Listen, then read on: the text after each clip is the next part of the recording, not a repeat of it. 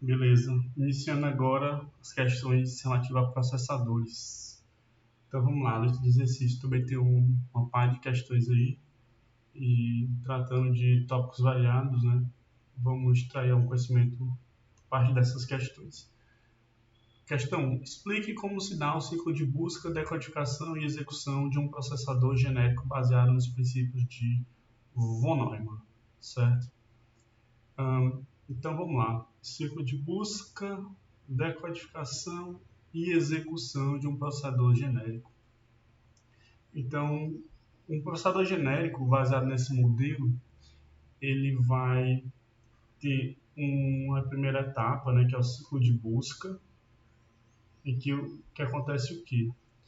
Uma instrução, ela é lida da memória principal e trazida para um registrador interno, certo?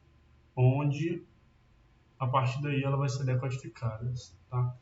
Então, o que a gente poderia dizer que nesta etapa, a etapa de busca, você vai pegar um endereço da memória, certo? Vai pegar o endereço da memória e vai transferir um dado que está nesse endereço da memória para um registrador interno, tá? Um registrador interno, eu vou chamar aqui de IR. IR é uma sigla para Instruction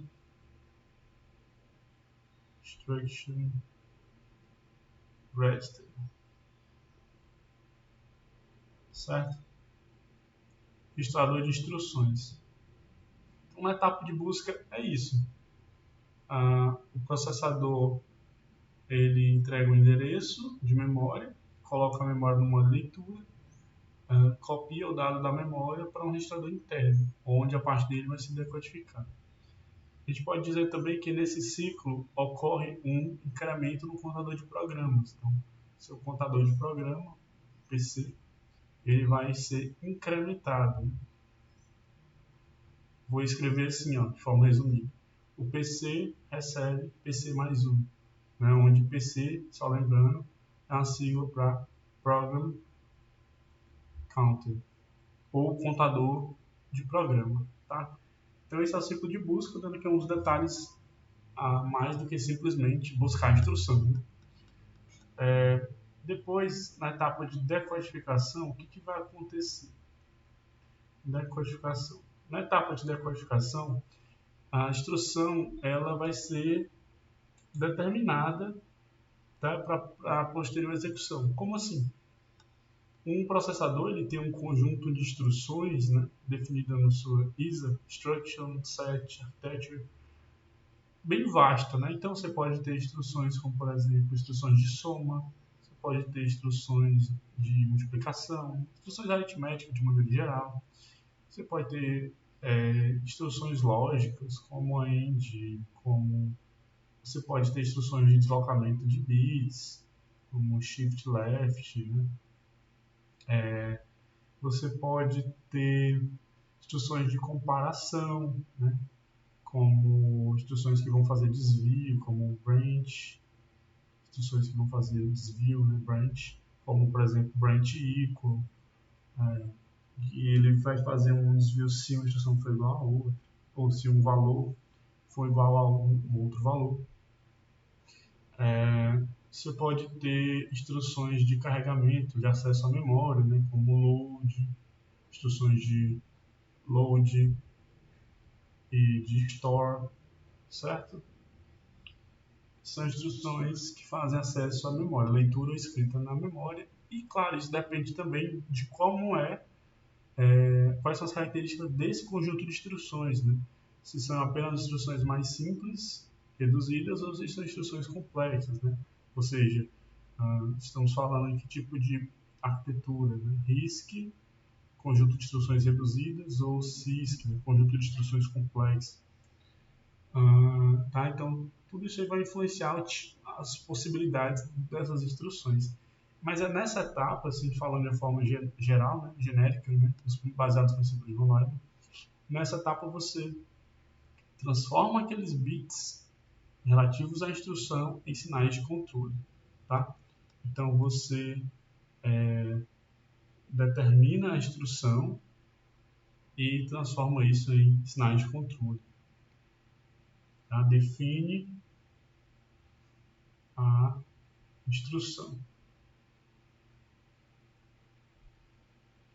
para gerar os sinais de controle para sua devida execução. Tá?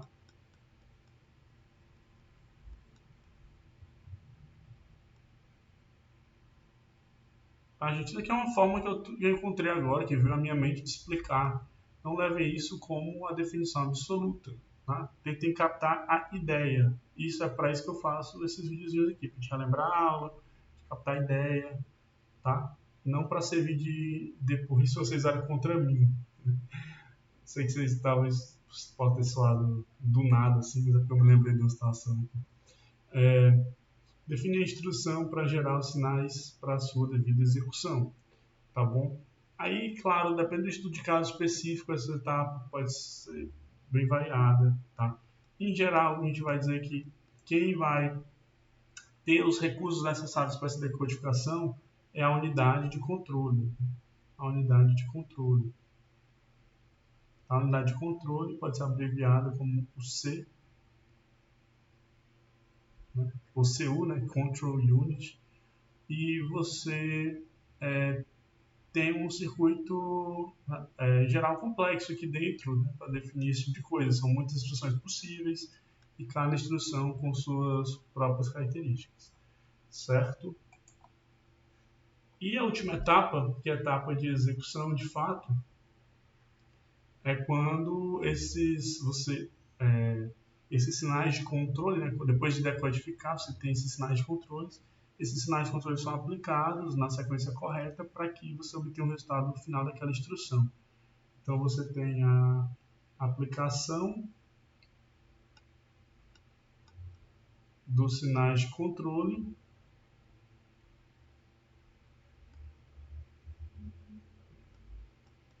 de forma a garantir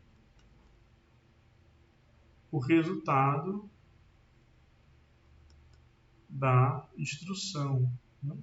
Da instrução que foi decodificada.